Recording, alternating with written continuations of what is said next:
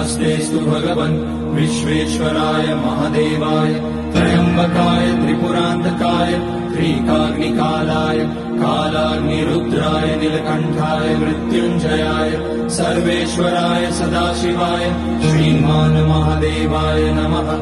ॐ नमः शम्भवाय च मयोभवाय च नमः शङ्कराय च मयस्कराय च नमः शिवाय च शिवतराय च।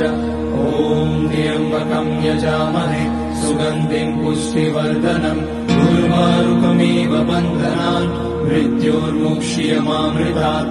नागेन्द्रहाराय त्रिलोचनाय भस्माकराय महेश्वराय नित्याय शुद्धाय दिगम्बराय तस्मै नकाराय नमः शिवाय।